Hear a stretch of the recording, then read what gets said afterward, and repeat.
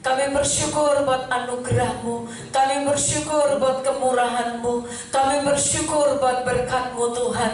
Terima kasih Roh Kudus, Engkau sudah hadir di tengah-tengah kami. Engkau siap memberkati dan mengawat kami. Kami telah naikkan pujian kami di hadirat Tuhan. Saat ini kami mau duduk diam untuk mendengarkan pengajaran lewat kebenaran firman-Mu. Minta hikmat, pengertian, oh Tuhan, pengetahuan yang dari Tuhan turun atas hamba-Mu. Pengurapan baru turun atas hamba-Mu, sehingga apa yang hamba sampaikan itu yang dari hati Tuhan, dan kami semua diberkati oleh Tuhan. Bahkan saat firman Tuhan diberitakan, yang sakit disembuhkan, yang lemah dikuatkan, yang terikat dibebaskan, yang memiliki beban berat, bebannya diangkat oleh Tuhan, sehingga kami menjadi orang-orang merdeka di dalam Engkau Tuhan. Tutup bungkus kami dengan kuasa darah-Mu. Kami semua aman di dalam hadirat-Mu. Ada bala tentara pasukan dari surga memagari, membentengi kami di tempat ini, bahkan dimanapun kami berada. Terima kasih Bapa, sembunyikan hamba-Mu di belakang salib Tuhan. Biar hanya Tuhan yang nampak, hanya Tuhan yang dipuji, diagungkan dan dimuliakan. Terpujilah nama-Mu Bapa. Kami siap menerima berkat firman Tuhan. Di dalam nama Tuhan Yesus Kristus kami sudah berdoa. Haleluya. Mari semua sama-sama kita katakan amin. Puji Tuhan. Silakan duduk Bapak Ibu. Haleluya. Shalom. Apa kabar? Puji Tuhan. Semua dalam keadaan sehat. Salam sejahtera bagi kita sekalian. Selamat berjumpa di dalam kasih anugerah dan di dalam hadirat Tuhan.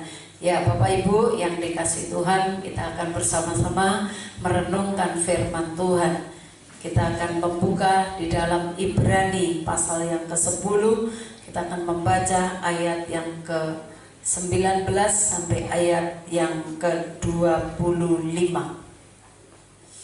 Ibrani pasal yang ke-10 ayat 19 sampai ayat yang ke-25. Kita baca secara bergantian di dalam Alkitab dengan tema ketekunan. Saya ayat 19, Bapak Ibu 20, ayat yang ke-25 kita baca bersama-sama. Demikian bunyi firman Tuhan. Jadi saudara-saudara, oleh darah Yesus kita sekarang penuh keberanian dapat masuk ke dalam tempat kudus.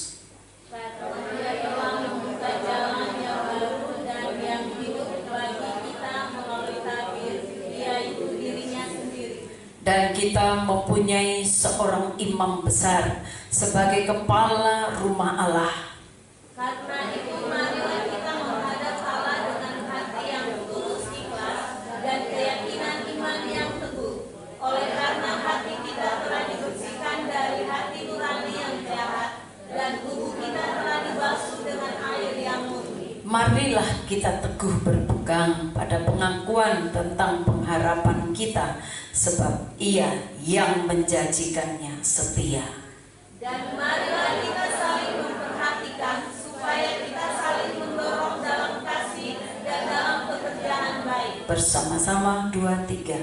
Janganlah kita menjauhkan diri dari pertemuan-pertemuan ibadah kita seperti dibiasakan oleh beberapa orang, tetapi marilah kita saling menasihati dan saling giat melakukannya menjelang hari Tuhan yang mendekat. Saudara, aminkan bahwa kedatangan Tuhan sudah semakin dekat. Kedatangan Tuhan sudah semakin dekat. Tanda-tandanya sudah jelas ada di sekitar dan di lingkungan kita. Akan dikatakan bahwa akan terjadi peperangan di mana-mana, kelaparan di mana-mana, bencana di mana-mana. Itulah tanda kedatangan Tuhan. Bapak Ibu yang dikasihi Tuhan, pada saat Tuhan datang yang kedua kali, firman Tuhan berkata, masih adakah iman di bumi ini? Hari ini kita akan belajar tentang iman, pengharapan, dan kasih. Sebagai orang percaya, orang-orang yang percaya Yesus, kita harus memiliki ketiga hal ini, yaitu iman, pengharapan, dan kasih. Nah, Bapak Ibu yang dikasihi Tuhan, kita lihat di dalam ayat-ayat bacaan kita hari ini bahwa Tuhan berkata, dikatakan di dalam firman-Nya, jadi saudara-saudara, oleh darah Yesus kita sekarang penuh keberanian dapat masuk ke dalam tempat kudus. Karena Ia telah membuka jalan yang baru dan yang hidup bagi kita melalui tabir, yaitu dirinya sendiri. Saudara dan saya, kita sudah diselamatkan oleh Tuhan. Pada saat saudara mengaku Tuhan Yesus menjadi Tuhan dan Juru Selamat secara pribadi, saudara, kita adalah ciptaan baru. Firman Tuhan berkata, yang lama sudah berlalu, yang baru sudah datang. Kita menjadi milik Kristus. Tuhan ada di dalam hidup kita dan kita ada di dalam Tuhan.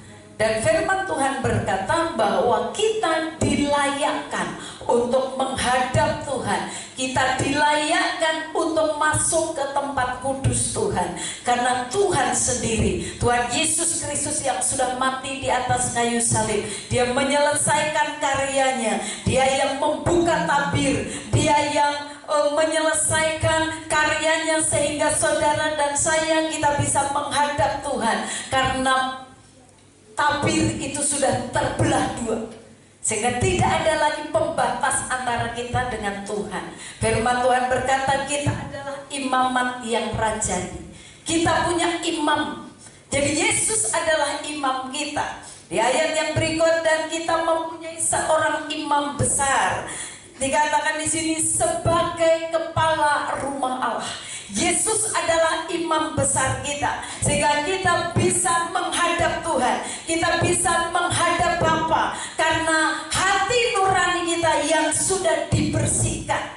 Saudara dan saya, pada saat engkau lahir baru, engkau dibaptis, hidupmu semakin hari semakin dibersihkan, hidupmu semakin dimurnikan oleh Tuhan, dan kita semakin hari semakin berkenan sama Tuhan. Lewat proses demi proses, lewat ujian demi ujian, kita dibentuk oleh Tuhan untuk menjadi serupa dan segambar dengan Tuhan.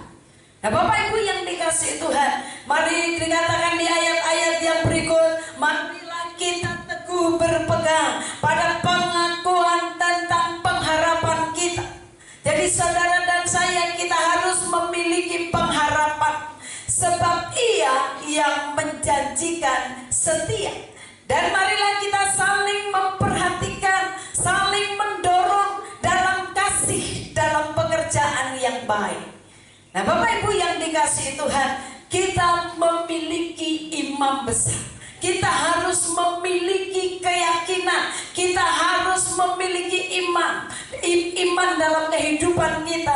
Dikatakan di ayat yang ke-22, karena itu marilah kita menghadap Allah dengan hati yang tulus ikhlas dan keyakinan iman yang teguh. Jadi saudara dan saya, kita harus memiliki keyakinan iman. Kita percaya Yesus itu iman. Iman itu belum melihat tetapi percaya. Itu iman. Kalau saudara sudah melihat baru percaya, itu bukan iman. Tapi iman itu belum melihat tetapi kita percaya. Nah, kita akan belajar. Kita lihat tadi di ayat yang ke-22 bahwa saudara dan saya, kita harus memiliki iman yang teguh. Bagaimana itu iman yang teguh? Saudara kasih di dalam Tuhan, memang kalau kita berkata saya beriman, saudara, iman itu tidak bisa dilihat oleh orang. Iman itu berbicara tentang kepercayaan kita sama Tuhan. Kepercayaan kita sama Tuhan. Tetapi iman di dalam Tuhan Yesus harus dibuktikan, saudara, dengan pertumbuhan. Kalau saudara percaya Yesus, saudara menerima Yesus sebagai Tuhan, saudara beriman kepada Tuhan, dan imanmu itu harus bisa dilihat dengan pertumbuhan kita di dalam Tuhan. Jadi kalau saudara mengikut Tuhan, imanmu harus bertumbuh, dan pertumbuhan imanmu itulah yang bisa disaksikan, yang bisa dilihat oleh orang. Iman itu di hati, iman itu di dalam. Kita bisa berkata, saya percaya, saya beriman. Tapi orang gak bisa melihat apa yang saudara percaya dan apa yang saudara iman. Oleh sebab itu imanmu harus bertumbuh. Imanmu harus bisa disaksikan oleh orang melalui pertumbuhan iman, melalui perubahan hidup, melalui proses yang Tuhan izinkan terjadi dalam hidup kita yang terus mengubah, memperbaharui hidup kita. Itulah proses iman. Pada saat dikatakan, pada saat engkau baru mulai bertobat, mungkin imanmu masih dikatakan masih rendah, masih kecil. Tapi selama engkau terus bertumbuh dan bertumbuh di dalam Tuhan, sudah dikasih di dalam Tuhan, imanmu semakin hari semakin kokoh di dalam Tuhan. Kalau engkau masih baru bertobat, saudara mungkin menghadapi tantangan, persoalan, seringkali kita masih jatuh bangun. Tapi kalau sesuai dengan pertumbuhan iman saudara, harusnya pada saat engkau mengalami tantangan, pergumulan dalam hidupmu, kalau engkau sudah bertumbuh, imanmu akan terlihat di situ. Jadi akan terlihat bahwa saudara percaya benar-benar dengan Tuhan, imanmu akan dilihat. Saudara, justru pada saat ada pergumulan dan masalah yang Tuhan izinkan dalam hidup saudara dan saya. Kalau nggak ada masalah, semuanya biasa. Orang bisa melihat kita, iya kamu orang Kristen, saya juga orang Kristen. Tapi dari mana orang akan melihat pertumbuhan imanmu? Orang akan lihat pertumbuhan imanmu justru saat ada pergumulan dan masalah dalam hidup kita. Bagaimana kita bisa menghadapi setiap tantangan dalam hidup kita? Bagaimana kita bisa menghadapi setiap pergumulan, setiap persoalan yang Tuhan izinkan dalam kehidupan kita? Disitulah akan terlihat apakah saudara bertumbuh dalam imanmu atau tidak. Justru dalam persoalan, justru dalam pergumulan, disitulah akan terlihat iman kita. Bapak Ibu yang dikasihi Tuhan, dalam Roma 10 ayat yang ke-17, firman Tuhan berkata bahwa iman itu timbul dari pendengaran. Pendengaran akan firman Tuhan. Iman timbul dari pendengaran, pendengaran akan firman Tuhan. Jadi iman saudara akan bertumbuh, imanmu akan semakin teguh pada saat saudara dan saya kita hidup di dalam firman Tuhan. Saudara mendengar firman Tuhan, terus telingamu diisi dengan firman Tuhan. Karena apa yang banyak saudara dengar, itulah yang akan mempengaruhi Semakin engkau banyak mendengar firman Tuhan, semakin teguhlah iman, semakin bertumbuhlah iman.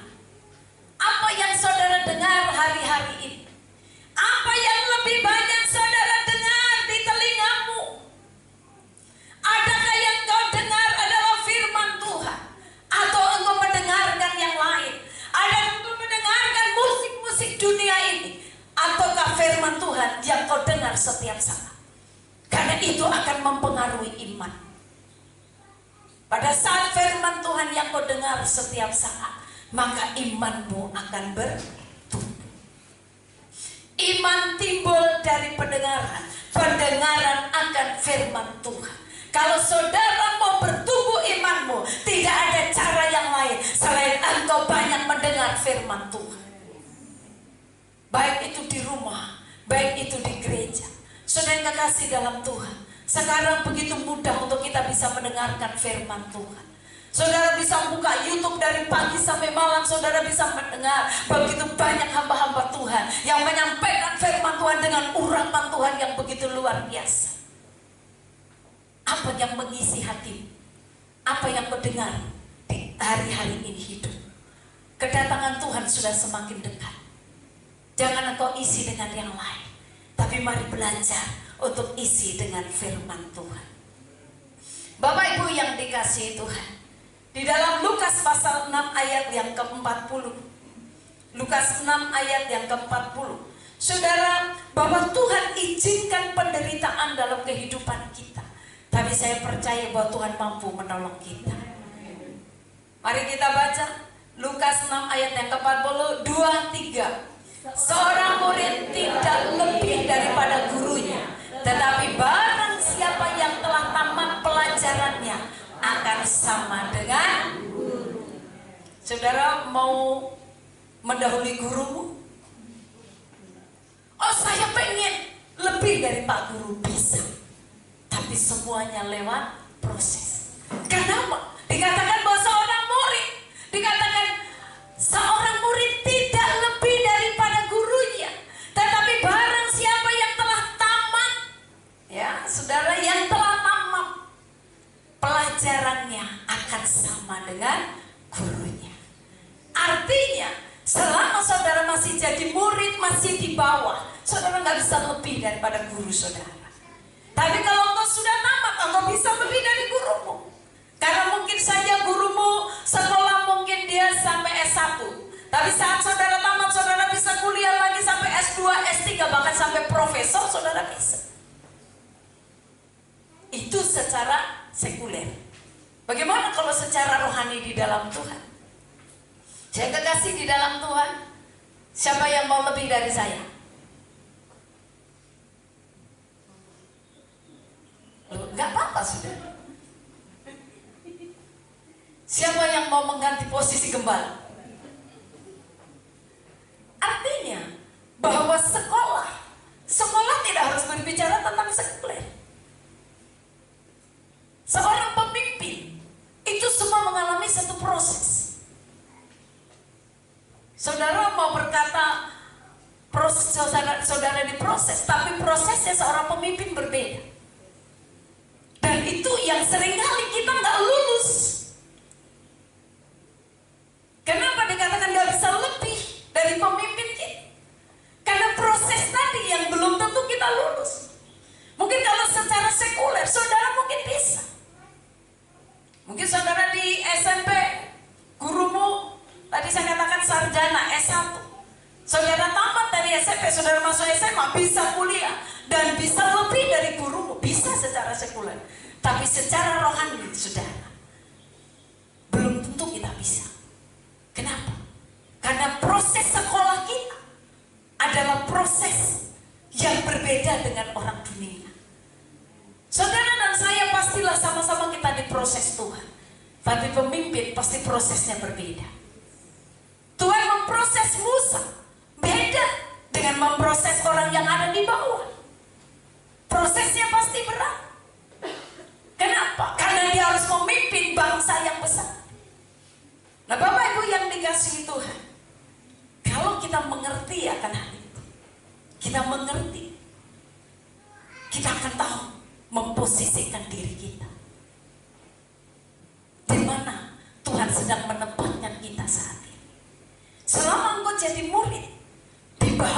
daripada guru, engkau tidak akan pernah bisa melawan dari pemimpin. Tapi setelah engkau lulus dikatakan, baru engkau bisa melebihi dari guru. Saya pun berharap jemaat di tempat ini, anak-anak saya engkau bisa lebih dari saya. Engkau bisa diproses Tuhan lebih dari saya. Dan ada waktu Tuhan, saudara pun akan diangkat oleh Tuhan. Amin. Tuhan memproses kita masing-masing berbeda sesuai dengan panggilan kita. Tuhan memproses satu dengan yang lain berbeda sesuai dengan panggilan saudara. Kalau saudara dipanggil menjadi pemimpin, pasti prosesmu berbeda dengan proses di mana kau menjadi anak buah. Nah, Bapak Ibu yang dikasihi Tuhan, Tuhan izinkan kita pergumulan dan penderitaan. Sepertinya kok gak ada pertolongan Tuhan, ya. Kadang-kadang kita merasa pergumulan kita kok berat banget. Tapi Tuhan hanya menginginkan kita untuk kita semakin dekat dengan Tuhan. Proses yang kita alami berbeda satu dengan yang lain, tapi proses itu saudara akan membuat kita semakin berpengalaman. Kita semakin berpengalaman dengan Tuhan, kita semakin pintar. Kalau saudara sekolah nggak pintar-pintar, itu kebangkitan. Sekolah itu supaya kita pintar. Dan di dalam Tuhan itu kita sekolah. Murid-murid Tuhan Yesus, saudara jangan pikir mereka nggak sekolah. Memang Petrus, dia tadinya seorang nelayan, tapi selama dia bersama dengan Yesus 3,5 tahun, hampir setiap hari belajar sama Tuhan. Bukan hanya belajar teorinya saudara, tapi Yesus langsung mempraktekkan firman yang disampaikan. Jadi sekolahnya lebih dahsyat. Makanya murid-murid Tuhan Yesus, saya percaya mungkin mereka kalau diuji mungkin sudah lebih dari sarjana S1, karena mereka belajar setiap hari sama Tuhan, belajar cara hidupnya Tuhan, belajar sampai cara doanya, cara Tuhan menyembuhkan, dan semuanya mereka belajar. Mereka langsung praktek, langsung diajak praktek sama Tuhan. Itu sekolah yang luar biasa. Saudara pikir 3,5 tahun waktu yang pendek? Tidak, setiap hari sama Tuhan. Sementara saudara sekolah paling berapa hari? Di sekolah berapa jam? Ya, makanya kita perlu panjang sekolahnya. Nah, Bapak Ibu yang dikasihi Tuhan, setiap pergumulan dan persoalan dalam hidup kita, bahkan seringkali kita merasa itu satu penderitaan. Jadikan itu menjadi satu pengalaman hidup.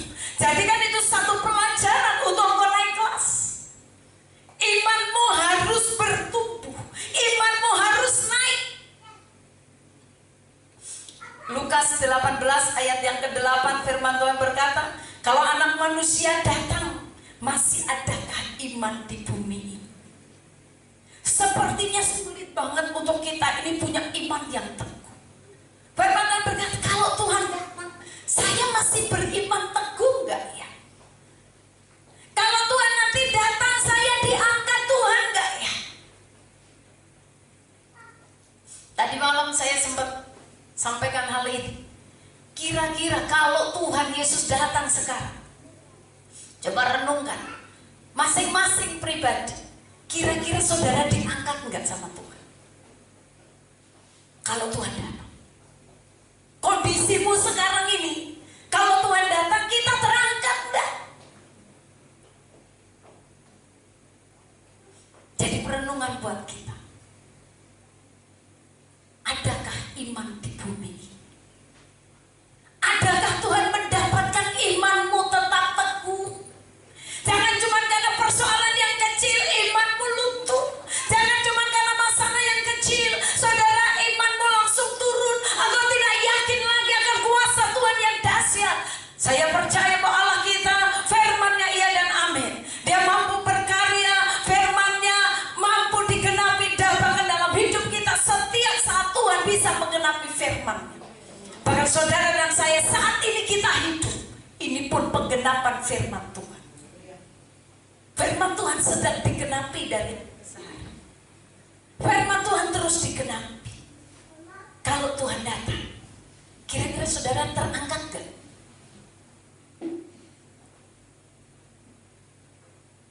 jawab masing-masing. Sudahkah engkau siap jika Tuhan datang? Karena firman Tuhan tadi berkata bahwa kedatangan Tuhan menjelang hari Tuhan yang semakin dekat. Kedatangan Tuhan semakin dekat. Apa yang saudara pusingkan akhir-akhir ini? Jika engkau tahu bahwa engkau sudah ada di dalam Kristus, masalah pergumulan boleh ada, tetapi itu tidak boleh menggoyahkan iman. Imanmu harus semakin teguh. Engkau harus semakin yakin. Firman Tuhan berkata bahwa segala sesuatu yang terjadi dalam hidupmu, kalau engkau sudah percaya, Tuhan tetap mendatangkan kebaikan bagi kita yang mengasihi Tuhan. Selama engkau mengasihi Tuhan, persoalan pergumulan apapun, seberat apapun dalam hidupmu, Tuhan sedang bekerja. Amin. Tuhan sedang bekerja dalam hidupmu. Tuhan punya rencana supaya imanmu tetap teguh. Supaya imanmu tetap teguh di dalam Tuhan. Sehingga kenapa mesti kita takut? Hidup cuma sekali. Kita tidak tahu waktu Tuhan. Tapi kalau anak manusia datang, kalau Tuhan datang, masih adakah iman di hati? Apakah imanmu masih sama dengan saat engkau terima Yesus pertama-tama? Adakah kasih mula-mula masih membara di dalam hatimu? Atau kau semakin dingin di dalam Tuhan? Kita bisa melayani, tapi apakah kasih kita kepada Tuhan masih menyala-nyala seperti saat kita baru bertobat pertama kali? Bapak Ibu yang dikasihi Tuhan, firman Tuhan berkata bahwa iman tanpa perbuatan adalah iman tanpa perbuatan adalah mati. Jadi kalau saudara berkata aku beriman, tunjukkan dengan perbuatanmu. Kalau kau berkata aku beriman, tunjukkan. Saat engkau menghadapi segala sesuatu, saat kau bekerja, tunjukkan bahwa kau berbeda. Jangan orang dunia korupsi juga saudara korupsi. Itu bukan orang yang beriman namanya. Kita harus tunjukkan sesuatu yang berbeda. Kalau orang menghadapi masalah mungkin wah bingung. Ada lagi orang yang lari ke dukun, minta pertolongan dukun. Dia pikir dengan itu dapat jawaban, padahal tambah menyengsarakan. Kita lupa bahwa kita punya Tuhan itu Tuhan yang ajaib. Persoalannya adalah benarkah kita beriman? Kalau sungguh-sungguh kita beriman, saudara, saya percaya firman Tuhan berkata iblis saja gemetar dengan nama Yesus. Iblis gemetar dengan nama Yesus, sementara nama Yesus itu kita miliki. Tapi bagaimana iman? Berkatakan iman. Iman tanpa perbuatan mati. Jadi Tuhan mau kita bertindak iman kita. Kalau kau rasa takut, kau berkata takut, pergi dalam nama Yesus. Kalau kau mulai rasa kok ada sakit, berkatakan iman. Saya sembuh, saya dipulihkan, saya diberkati. Sekalipun yang saudara lihat seringkali belum seperti apa yang kita katakan, tapi itulah iman. Kalau saudara ngomong apa yang sudah ada di dalam rumahmu, baru kau berkata iya saya beriman, itu bukan iman, saudara. Iman itu kita belum lihat. Seringkali kita belum sembuh, kita berkata saya sudah sembuh. Seringkali kita lagi dalam persoalan, dalam masalah mungkin keuangan, dalam masalah keluarga, tapi kita berkata saya diberkati Tuhan dengan limpah, padahal di rumah lagi gak ada apa-apa. Itu iman. Dan saat kau berkata begitu, seringkali iblis akan mengganggu pikiran kita. Saya pernah sampaikan bahwa peperangan kita adalah di pikiran kita. Saat kau berkata saya percaya Tuhan, Tuhan Yesus tolong saya, iblis berkata mana mungkin. Dia coba menggoda iman kita. Tapi kau berkata tidak, iblis, aku milik Tuhan. Iman Tuhan. Dan firman Tuhan berkata bahwa pertolongan Tuhan tidak pernah terlambat bagiku. Amin. Perkatakan. Tuhan mau kita memperkatakan firman, supaya firman itu digenapi dalam kehidupan kita. Bapak Ibu yang dikasihi Tuhan, dalam suasana pandemi COVID-19 selama 2 tahun ini, saya percaya bahwa Tuhan tahu segalanya. Ini suatu proses bahwa kita mengalami satu persoalan dengan adanya COVID. Banyak orang yang putus asa, banyak orang yang mengalami kesulitan, bahkan ada orang juga yang menyalahkan Tuhan karena mungkin orang-orang yang dikasihinya mereka dipanggil oleh Tuhan. Bisa saja orang menyalahkan Tuhan dengan apa yang terjadi saat-saat ini. Tapi sebagai orang percaya, apakah kita pun sama dengan mereka? Ibrani 12 ayat yang ke-14. Ibrani 12 ayat yang ke-14. Mari kita baca 2-3. Berusahalah hidup damai dengan semua orang dan kejarlah kekudusan, sebab tanpa kekudusan tidak seorang pun akan melihat Tuhan. Tanpa kekudusan kita tidak bisa ketemu dengan Tuhan. Tanpa kekudusan kita tidak bisa menghadap Tuhan. Dikatakan berusahalah hidup damai. Amin. Kalau saudara punya musuh, tiba-tiba Tuhan datang jemput, saya percaya saudara tertinggal.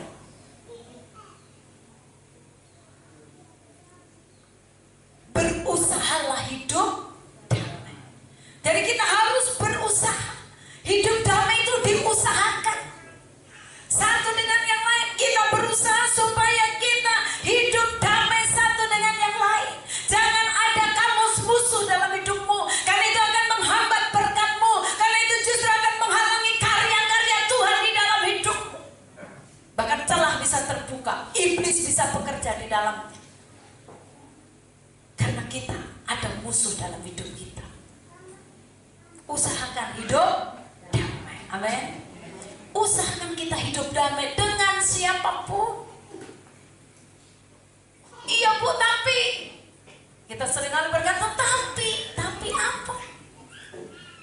Terlalu sakit hatiku. Waduh saudara, seperti puisi. Sakit hatiku, kau buat begini.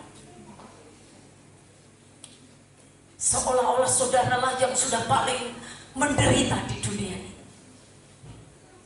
Semakin engkau merasa engkau yang paling terzolimi dan menderita, iblis justru akan bekerja dalam hidup. Tidak ada gunanya. Kita harus hidup berdamai satu dengan yang lain. Firman Tuhan berkata, musuh aja kita harus mengasihi. Kasihilah musuh, berkatilah mereka yang menganiaya kamu. Hatimu teraniayakah? Adakah yang merasa hatiku teraniaya, Bu? Waduh. Berkati mereka yang menganiaya batinmu dan hatimu. Hiduplah berdamai, hiduplah dalam kekudusan. Karena kalau tidak, kita nggak berkenan sama Tuhan. Terus untuk apa kita melayani? Untuk apa kita melayani Tuhan? Untuk apa kalau kita tidak jaga hidup kita? Jaga hidup kita sungguh-sungguh di dalam. Jangan ada kepahitan, apalagi curiga sama Tuhan. Jangan-jangan nih Tuhan, curiga kok sama Tuhan. Percaya bahwa Tuhan kita tetap sama. Saudara nggak mengasihi Tuhan, Tuhan tetap mengasihi saudara. Kasihnya Tuhan tetap sama. Jangan curiga sama Tuhan. Amin. Iya. Supaya kasih karunia Tuhan terus bekerja. Supaya apa yang menjadi rencana Tuhan terus bekerja dalam hidup kita. Kita lihat di Mazmur 73. Mazmur 73 dari ayat yang ke-21.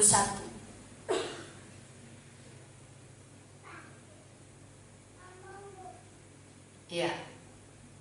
Mari kita baca Mazmur 73 ayat 21. Mari kita baca 2, 3.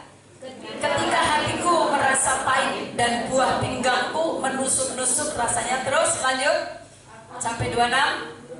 Aku dungu dan tidak mengerti seperti hewan di dekatmu. Lanjut.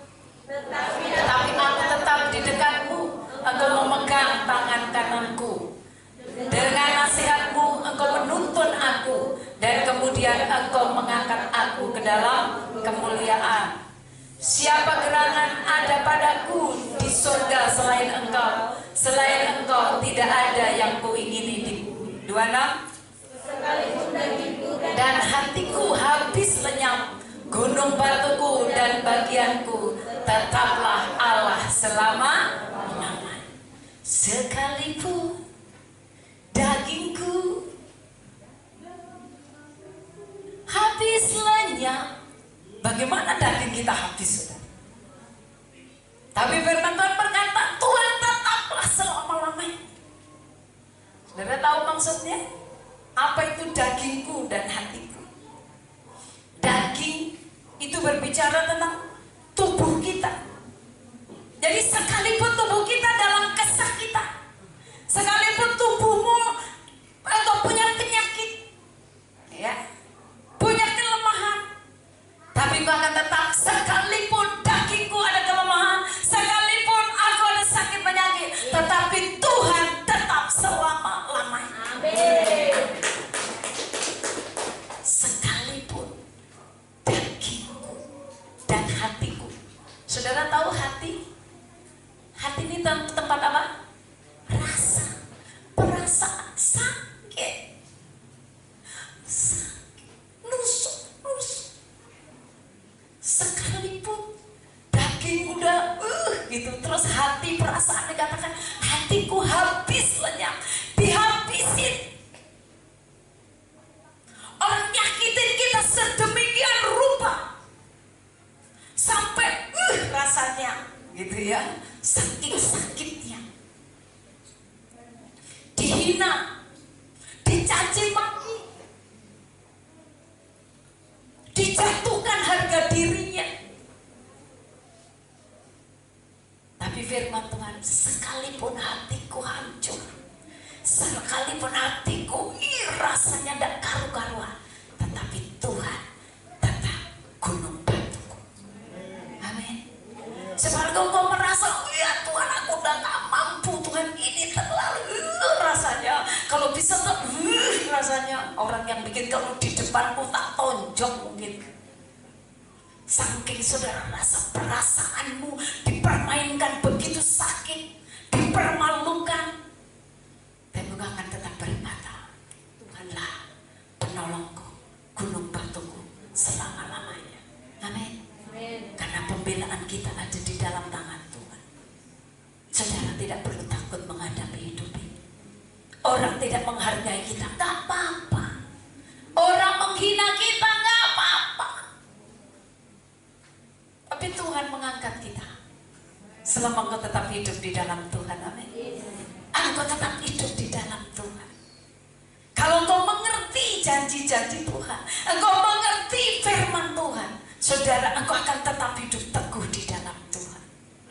Firman Tuhan di ayat yang ke-23 tadi dikatakan, tetapi kita harus tetap dekat dengan Tuhan. Kita mau terus dekat dengan Tuhan, karena Tuhan akan memberikan kemuliaan dalam hidup kita. Sekalipun rasanya kita dihina sama sini, gak apa-apa. Saat engkau di dalam Tuhan, engkau banyak ada di hadirat Tuhan. Kemuliaan Tuhan itu yang dicurahkan dalam hidup kita. Engkau akan terus hidup dalam kasih Tuhan. Biarkan dunia menganggap saudara gak ada artinya, tapi saudara berharga di hadapan Tuhan. Amin. Coba lihat kanan kirimu, kamu pesek-pesek, kamu berharga di hadapan Tuhan. Tapi kalau engkau yang maju, ya bilanglah, kamu maju, kamu berharga di hadapan Tuhan. Amin. Bilang kamu itu istimewa. Kita ini istimewa di hadapan Tuhan, amin. Iya saudara, kita istimewa. Pada saat kita dekat dengan Tuhan, kita rasanya kayak sudah gak punya daya. Kenapa? Tuhan kita terlalu hebat. Saat kita ada di hadirat Tuhan, keangkuhan kita dirontokkan di hadirat Tuhan. Saudara gak bisa pertahankan keangkuhanmu. Baru kau merasa kau punya segalanya, kau pintar seperti apapun. Saat kau mau duduk di hadirat Tuhan, semua dirontokkan sama Tuhan. Kita hanya berkata, Tuhan, kalau aku ada semakan Engkau, tidak ada yang bisa aku pertahankan dan aku banggakan dalam hidup ini. Selain aku bangga, aku punya Tuhan yang hidup, Tuhan yang luar biasa dalam hidupku. Engkau tetap gunung batuku Tuhan, Engkau tetap keselamatanku selama-lamanya, amin. Bapak Ibu yang dikasihi Tuhan, Mazmur 23 berkata, Tuhan adalah gembalaku, tak akan kekurangan aku. Tuhan akan menuntun kita di padang rumput yang hijau dan mata air yang tenang. Tapi Dia, engkau harus akui dalam imanmu bahwa Dia adalah gembalamu. Engkau adalah domba-dombanya, amin. Kita adalah domba-domba yang mau dipimpin terus oleh Tuhan. Saudara, kalau domba itu dipimpin kemana saja dia ikut, gak pernah ngelawan. Itulah domba. Saudara tahu kekuatan domba? Kekuatan domba itu saat dia berkumpul. Makanya jangan suka menyendiri. Iblis mengaum-ngaum di sekitar kita. Kekuatan saudara dan saya saat kita bersekutu di dalam Tuhan. Makanya firman Tuhan berkata tadi dalam Ibrani apa dikatakan? Jangan jauhi pertemuan ibadah. Kemarin kita nggak bisa ibadah di gereja, tapi saudara bisa ibadah di rumah. Bukan berarti tidak ibadah. Kita tetap ibadah, amin. Saudara bisa ibadah lewat Zoom, lewat Google Meet. Kita tetap bisa bersekutu sama Tuhan. Persoalannya saudara pergunakan atau tidak waktu itu. Atau justru dengan waktu yang banyak kita leha-leha, kita lupa. Kita tidak mempergunakan waktu dengan baik. Sehingga pada saat persekutuan seperti ini, baru kita bilang, boleh ke gereja, ayo ke gereja yuk. Nah Bapak Ibu yang dikasihi Tuhan, kita ini adalah milik Tuhan. Saudara dan saya, kita adalah milik Tuhan. Firman Tuhan berkata dalam 2 Korintus 4 ayat yang ke-17 bahwa penderitaan itu biasa. Amin. Ada di sini yang sedang menderita begitu luar biasa. Bu, penderitaan saya luar biasa. Luar biasa artinya di luar dari biasa. Percayalah, ada orang yang lebih menderita dari penderitaan. Kalau firman Tuhan berkata penderitaan itu biasa, ya biasa. Artinya bahwa semua pernah mengalami penderitaan itu. Coba buka dalam 2 Korintus 4 ayat 17. 2 Korintus 4 ayat yang ke-17. Ya, mari kita baca 2, 3. Sebab penderitaan ringan yang sekarang ini mengerjakan bagi kami kemuliaan kekal yang melebihi segala-galanya, jauh lebih besar dari kalau engkau ingat kemuliaan Tuhan yang Tuhan siapkan, yang Tuhan sediakan. Kalau engkau ingat bahwa ada pahala yang Tuhan siapkan, ada mahkota yang Tuhan siapkan bagi saudara dan saya. Sekarang kalau engkau diizinkan menderita, tetaplah engkau kuat. Karena ada mahkota yang disiapkan dalam hidupmu. Bu, saya menderita Bu, iya. Engkau di dunia ini memang kita semua menderita. Karena kita harus mengalahkan daging kita. Daging ini enak kalau mau diikuti, tapi kita harus menderita. Kita kalau ketemu musuh kita, kalau bisa kuhantam dia, itulah manusia, daging kita. Tapi Alkitab berkata apa? Ampuni dia dan berkati dia. Kalahkan daging kita lagi. Tapi saat engkau menang, engkau bisa melakukan hal itu, Tuhan langsung siapkan ada mahkota bagimu. Amin. Jadi harus menang. Harus menang. Nah Bapak Ibu yang dikasihi Tuhan, yang kedua kita akan belajar tentang pengharapan. Apa itu pengharapan? Kita kembali ke Ibrani 10 tadi ayat yang ke-23.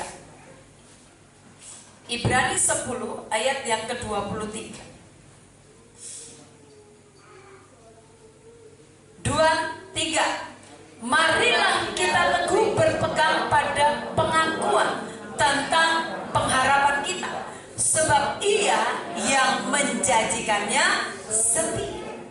Dikatakan bahwa marilah kita teguh berpegang pada pengakuan. Berarti pengharapan kita ada pengakuan bahwa kita benar-benar berharap kepada Tuhan, sebab Ia, Tuhan yang kita harapkan tadi, kita berharap sama Tuhan, kita percaya sama Tuhan, kita beriman sama Tuhan, kita mengharapkan pertolongan mujizat Tuhan. Firman Tuhan berkata, Ia adalah setia. Amin. Dia setia, Dia yang berjanji, Dia setia, Dia yang berjanji tidak akan mengingkari, karena Tuhan bukan manusia yang suka berbohong. Tuhan kita bukan manusia, Dia Tuhan yang setia. Apa yang Dia janjikan, Dia pasti digenapi. Amin. Berpengharapan kepada Tuhan, udah percaya, beriman, terus berharap kepada Tuhan. Bapak Ibu yang dikasihi Tuhan, berharap kepada sesuatu yang belum kelihatan. Inilah tadi ada gandengannya dengan iman. Iman, saya percaya. Saat engkau minta, ini contoh saudara, saudara berdoa. Misalnya saudara berkata, Tuhan sembuhkan aku dari sakit. Sakit apa? Sakit encok misalnya. Sakit encok. Ya. Saudara percaya ini. Iman berkata, Tuhan, aku percaya.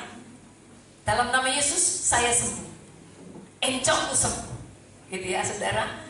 Ternyata saudara minta, tambah encoknya nggak sembuh-sembuh. Jalannya tambah sakit. Disitulah ujian iman. Ya, apakah saudara tetap berharap apa yang kau minta tadi Tuhan jawab? Itu persoalan. Kalau engkau minta langsung bilang sembuh. Kalau langsung sembuh, haleluya, puji Tuhan. Tapi kalau belum, berarti ada ujian untuk saudara tetap berharap sampai jawaban itu datang. Karena firman Tuhan berkata, saudara harus pegang. Tuhan yang berjanji, Tuhan yang menggenapi. Karena Tuhan Allah kita Allah yang setia.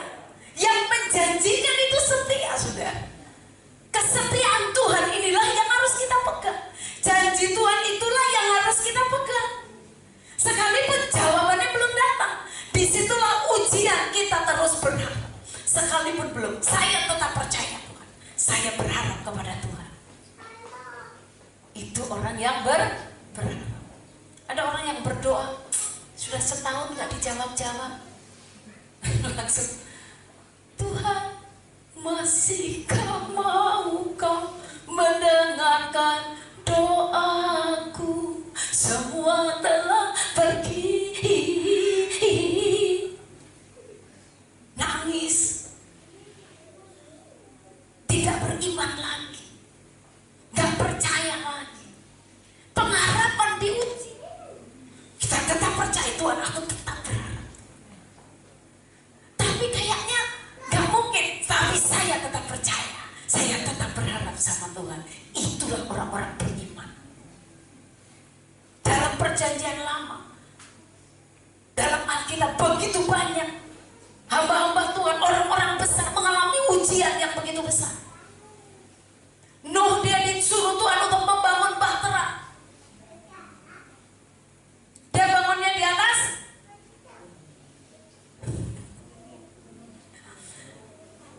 kalau bikin kapal, harusnya bikinnya untuk di laut. Dia disuruh di atas gunung, diketawai banyak orang. Hebatnya Nuh tetap percaya janji Tuhan. Dia tetap apa yang dijanjikan Tuhan, dia pegang teguh. Itu hebat. Dan akhirnya pada saat air bah datang, hanya keluarga Nuh lah yang diselamatkan. Kenapa? Dia tetap berpegang teguh pada pengharapannya kepada Tuhan yang berjanji, dan dia pasti menggenapi. Amin. Jadi kalau belum dijawab Tuhan, nggak apa-apa. Nanti kalau belum dijawab Tuhan, sampai engkau pulang ke Tuhan, sampai menghadap Tuhan, baru engkau bisa tanya, Tuhan, kenapa doaku yang ini engkau tidak jawab Tuhan? Tuhan akan menjelaskan semuanya dengan mendetail. Baru saudara bilang, oh Tuhan, kenapa saya minta mobil belum dijawab Tuhan? Tuhan akan jawab. Begitu jelas engkau akan berkata, oh, saudara akan dibuat terkagum-kagum sama Tuhan. Semuanya ada jawabannya. Amin. Tuhan kita setia, pasti dijawab. Kalau belum dijawab, saudara masih di muka bumi, nanti di sana Tuhan akan jawab, akan dijelaskan semuanya. Tapi pengharapan kita harus sampai titik penghabisan hidup kita. Amin. Pekerjaan Tuhan di tempat ini adalah ada pekerjaan Tuhan yang besar. Yang amin cuma satu dan dua. Ternyata yang lain kurang percaya. Apa ya? Pekerjaan yang besar. Yang mana ya? Gereja aja kecil. Di tempat ini ada pekerjaan yang besar. Saudara mau percaya atau tidak percaya? Saya tetap percaya. Dan pengharapan saya kepada Tuhan, sampai titik penghabisan hidup saya, karya Tuhan akan digenapi di tempat ini. Tuhan tidak kurang cara untuk melakukan yang difirmankan. Amin. Saudara mau atau tidak mau, Tuhan tidak kurang orang. Tuhan bisa kirim dari manapun. Tanya dananya dari manapun, mau bangun gedung yang lebih besar lagi. Sumber kita adalah Yesus. Sumber kita dari surga. Bagi dia tidak ada yang mustahil. Saudara berkata mustahil, mustahil, mustahil. Tapi firman-Nya Tuhan berkata, bagi Allah tidak ada yang mustahil. Perkatakan itu dalam hidupmu. Setiap saat. Apapun yang kau minta. Sekalipun rasanya kayaknya nggak mungkin ya, nggak mungkin. Bagi Tuhan tidak ada yang mustahil. Bukan hanya bagi Tuhan, tapi bagi saudara-saudara dan saudara yang percaya juga tidak ada yang mustahil. Beri tepuk tangan bagi Tuhan. Sorangan haleluya. Bagi Allah tidak ada yang mustahil. Tuhan bisa melakukan segalanya. Pengharapanmu harus sampai pada titik penghabisan. Amin. Pengharapan itu memang belum kelihatan. Kalau sudah kelihatan namanya bukan berharap. Pengharapan kita, pengharapan yang belum kelihatan. Bapak Ibu yang dikasihi Tuhan, tetaplah berharap.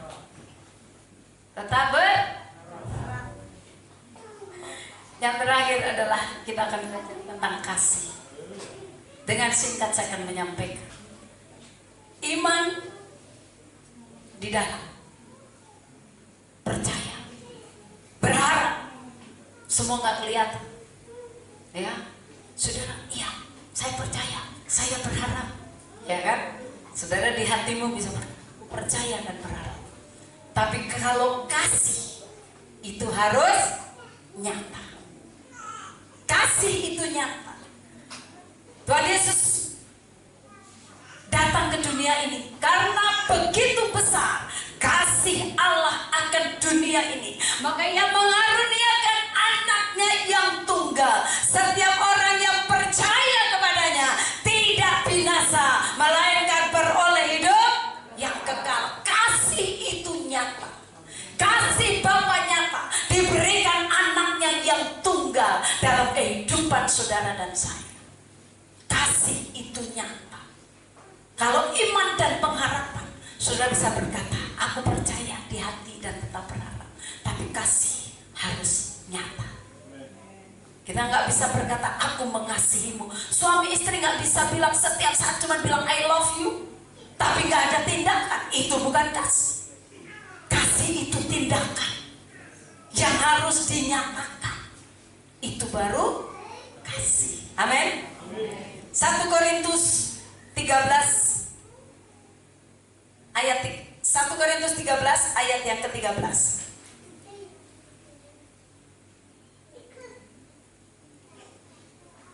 Ya, mari kita baca 2, 3. Demikianlah tinggal ketiga hal ini, yaitu iman, pengharapan, dan kasih. Dan yang paling besar di antaranya adalah kasih. Jadi kasih itu paling besar. Tapi kasih itu harus nyata. Kasih itu besar. Kasih itu berasal dari Allah. Kalau engkau memiliki Tuhan dalam hidupmu, engkau akan memiliki kasih. Amin. Jadi kasih itu berasal dari Tuhan. Kalau Tuhan, engkau yakin Tuhan ada di dalam hidupmu, di hatimu ada kasih. Bagaimana kalau di hatimu ada kasih, engkau masih berkata, aku punya musuh? Jika Tuhan dalam hatimu, yang ada selalu kasih. Tidak ada kamus kita punya musuh kalau di hati kita punya Tuhan. Ini loh, di sini ada kasihnya Tuhan. Yang terbesar adalah kasih. Kasih itu lahir dari Allah. Kalau engkau punya kasih, engkau akan mengenal Tuhan dengan benar. Karena engkau punya kasih, engkau mengenal Tuhan dengan benar. Kasih itu dapat dilihat orang lain. Orang akan melihat bahwa kamu mengasihi Tuhan. Orang bisa merasakan bahwa engkau sungguh di dalam Tuhan. Engkau melayani dengan kasih Tuhan. Orang bisa merasakan pelayananmu. Orang bisa merasakan kasihmu. Karena memang kasih itu saling. Suami istri berkata, kita saling mengasihi. Itu saling. Yesus mengasihi kita. Tadi firman Tuhan berkata, Bapa mengasihi memberikan anaknya. Tuhan memberikan anaknya. Kalau saudara nggak terima, itulah yang disebut tadi keselamatan. Saudara nggak terima Yesus sebagai Tuhan dan Juru Selamat, tidak terima keselamatan. Kasih itu harus direspon. Amin. Kasih harus direspon. Suami istri harus saling dan gak boleh egois. Kalau kamu mengasihi aku, beliin aku HP, itu bukan kasih. Itu egois. Kasih itu berkata, aku mengasihi, aku pengen menyenangkan kamu. Itu kasih. Kalau Tuhan egois, dia gak memberikan Yesus buat kita, buat saudara dan saya. Kalau kita berkata, aku mengasihi kamu, bukan aku mengasihi kamu, kamu kasih dong buat aku. Itu bukan kasih. Kalau kita kasih, saudara, orang mengasihi, kita pengen supaya kamu senang. Apa yang bisa aku lakukan? Itulah kasih. Belajarlah dari kasih Tuhan. Dia tidak menuntut. Amin. Amin. Yang hadir suami istri pada pagi hari ini, bahwa kasih itu tidak menuntut, tapi kasih itu berkorban. Berikan supaya engkau menyenangkan pasanganmu. Itulah kasih. Jangan nuntut setiap saat, kamu harus mengasihi aku, kamu harus mengasihi aku. Itu bukan kasih. Kasih Tuhan, kita harus belajar mempraktekannya. Kasih agape, kasih yang tanpa pamrih. Amin. Kasih Tuhan, kasih tanpa pamrih. Kita harus seia sekata, ya, seia sekata, percaya sama. Jadi iman, pengharapan, dan kasih. Bapak pulang ini, iman orang belum tentu lihat, pengharapan kita orang belum tentu lihat, tapi kasih yang ada dalam diri kita orang bisa melihat dan merasakan. Saudara, kalau pasanganmu pegang kamu begini, gak perlu dia mesti kasih hadiah. Saat dia sentuh saja saudara, saudara akan merasakan kasih.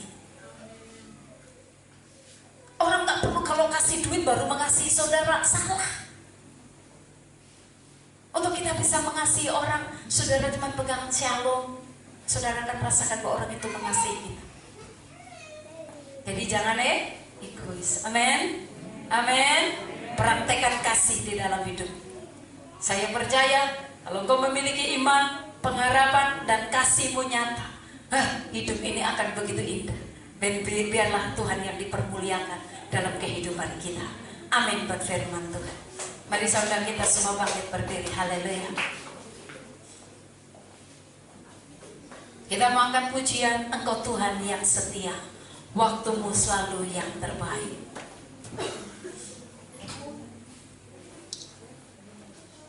Masing-masing renungkan firman Tuhan. Saudara, mari gak usah sibuk dengan banyak hal. Engkau dengan Tuhan, renungkan firman ini. Kalau Tuhan datang yang kedua kali, masih adakah iman di hatimu? Masih adakah iman dalam hidupmu? Masihkah engkau berpengharapan kepada Tuhan? Kalaupun doamu saat ini belum dijawab sama Tuhan, tapi masihkah engkau percaya dan berharap kepada Tuhan? Yang terakhir, adakah kasih Tuhan di hatimu? Kasih itu nyata. Terima kasih Roh Kudus. Engkau baik Tuhan. Engkau luar biasa mengasihi kami. Engkau Tuhan yang setia selalu bagi kami. Terima kasih Bapa.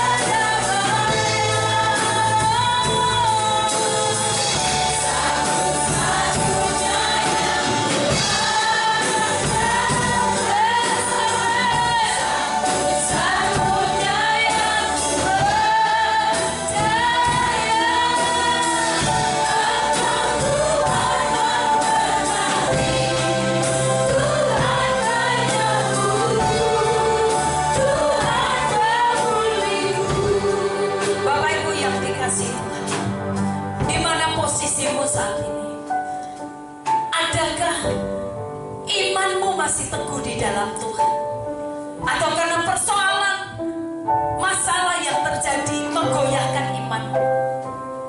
Masihkah engkau masih berpengharapan kepada Tuhan sekalipun sepertinya tidak ada yang Tuhan lakukan? Masihkah engkau percaya dan terus berharap kepada Tuhan? Masihkah ada kasih Tuhan dalam hidup? Mengasihi Tuhan, percayalah kau akan mampu menghadapi segala sesuatu. Bahkan mungkin musuh yang sudah menyakitimu atau siapapun yang sudah membuatmu marah, engkau akan mampu menghadapinya karena ada kasih Tuhan dalam hidup. Apa yang menjadi masalah dan pergumulanmu saat ini, Tuhan tahu segalanya. Engkau yang membutuhkan, engkau berkata, Tuhan tambahkan imanku. Imanku selama ini sudah mulai lemah Tuhan. Aku sudah mulai kurang percaya untuk pertolongan Tuhan dalam hidup. Saudara bisa angkat tanganmu di hadirat Tuhan. Kasih-Mu yang sudah mulai tawar dengan Tuhan. Kasih-Mu yang sudah mulai tawar dengan istri. Aku angkat tangan di hadirat Tuhan, pulihkan aku Tuhan. Saat engkau dipulihkan, percaya bahwa semua bisa Tuhan pulihkan. Tuhan tidak minta orang lain, tapi Tuhan minta hidupmu dipulihkan. Mari dengan iman kita angkat pujian ini sekali lagi dengan sungguh-sungguh. Angkat di hadirat Tuhan apapun yang menjadi pergumulan. Dia Allah yang setia. Engkau Tuhan yang setia. Lihat umatmu Tuhan yang saat ini mengangkat tangan di hadirat, yang rindu untuk pertolongan dan pertolongan Tuhan. Tuhan tahu dan mengenal Engkau Tuhan saudaraku. Hanya Engkau satu-satunya Tuhan yang berharap padamu. Satu-satunya yang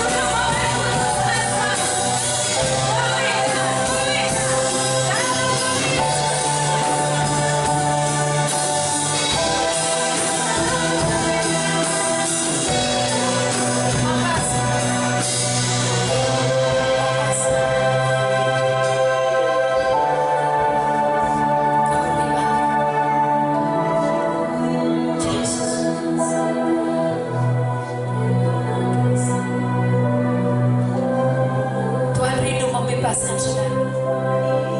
Saya tidak tahu apa yang ada di hatimu saat ini.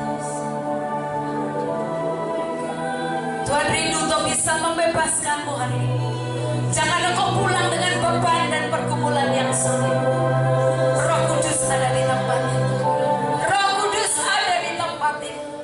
Roh Kudus ada di tempat ini. Saya merasakan saudara ada yang tertekan begitu berat. Saudara rasa ada yang tertekan begitu berat karena persoalan pergumulan yang terus tubi-tubi, yang terus datang silih berganti. Engkau sampai berkata, aku tidak kuat lagi Tuhan. Saya merasakan hal ini. Saudara yang berkata, aku sudah tak kuat lagi Tuhan.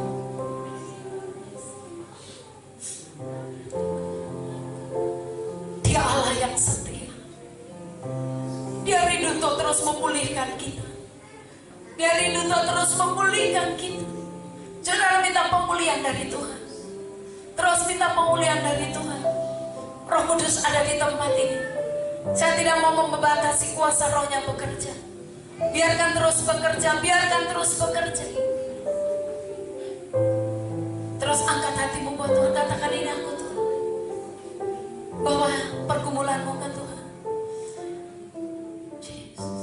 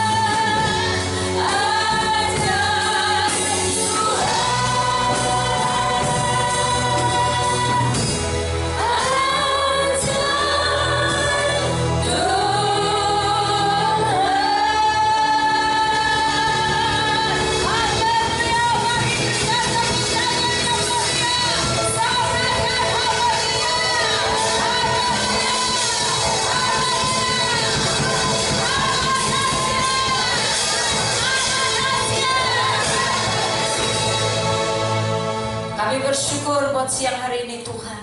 Kau telah menyertai ibadah kami dari awal sampai akhir. Semua kami yang melayani Tuhan jerih lelah dalam Tuhan tidak sia-sia.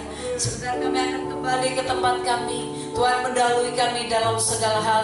Celaka, maut, bahaya, sakit, penyakit semua kami tolak di dalam nama Tuhan Yesus. Biar yang terjadi rencana Allah, yaitu rencana damai, sejahtera, dan sukacita. Terpujilah namamu Tuhan. Kami bersyukur buat hari yang Kau berkati ini. Kami bersyukur karena kemurahan Tuhan, anugerah, lawatan Tuhan yang luar biasa bagi kami Tuhan. Kami juga berdoa bagi umat Tuhan yang baru pertama kali hadir bersama dengan kami. Tuhan memberkati apapun yang menjadi pergumulannya. Kami percaya Tuhan menjawab dan Tuhan melakukannya. Kemuliaan hanya bagimu Tuhan, dan kami bersyukur. Kami tutup ibadah kami dengan ucapan syukur. Haleluya. Mari Bapak Ibu yang dikasihi Tuhan, angkat tanganmu di hadirat Tuhan. Biar tangannya yang kudus, tangan yang berlobang paku, tangan yang penuh kasih, rahmat, dan berkat itu diarahkan kepada kita. Terimalah berkatnya.